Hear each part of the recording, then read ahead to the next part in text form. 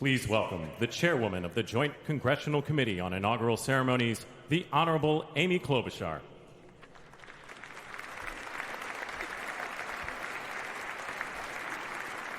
Good morning, everyone.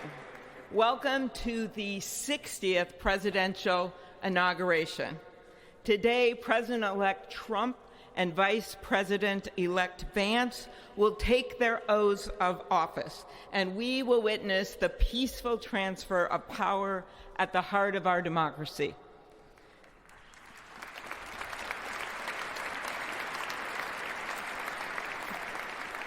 For the past year, I've chaired the inaugural ceremony committee, which includes the leadership of Congress from both parties.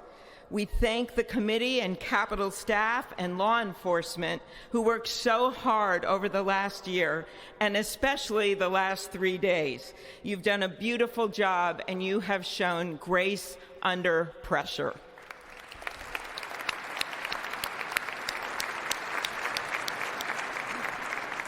Our theme this year is our enduring democracy.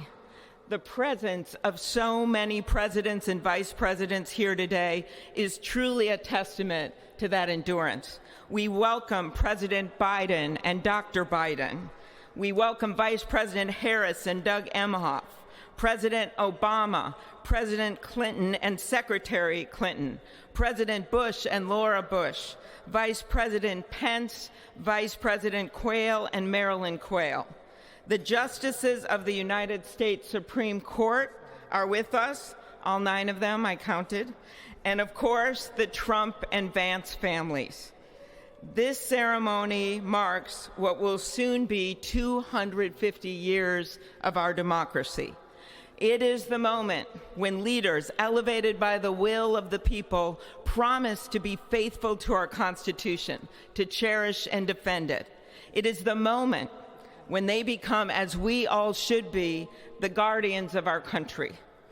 Through war and peace, through adversity and prosperity, we hold this inauguration every 4 years, and today it falls on Martin Luther King Day, a further reminder that we must strive to uphold the values enshrined in our Constitution, the freedoms, the liberties, and, as is inscribed on the entrance of the United States Supreme Court, equal justice under law.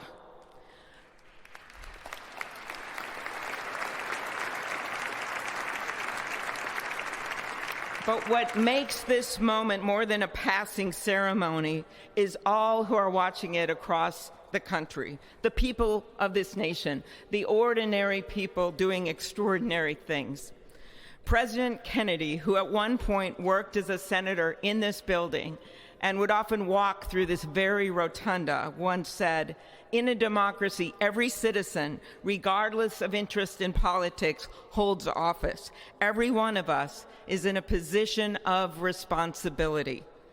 With that responsibility of citizenship comes an obligation not to seek out malice, as President Lincoln once reminded us, but to view others with a generosity of spirit despite our differences. With that responsibility of leadership comes an obligation to stand our ground when we must and find common ground when we can. With everything swirling around us, the hot mess of division, it is on all of us, to quote an incredible songwriter who just happened to be born in my state, to ensure that our nation's democracy is our shelter from the storm. There's a reason this ceremony takes place at the Capitol. In other countries, it might be in a presidential palace or a gilded executive office building. Here it is traditionally held at the Capitol, the People's House. It is a fitting reminder of the system of checks and balances that is the very foundation of our government, 3 equal branches of government. That is how, for nearly 250 years, our great American experiment, grounded in the rule of law, has endured. So, as we inaugurate a new president and vice president, let us remember that the power of those in this room comes from the people. the construction workers who build our country, the teachers and healthcare workers who nurture us, the troops defending our freedoms, and yes, the firefighters in Los Angeles putting themselves on the line for us.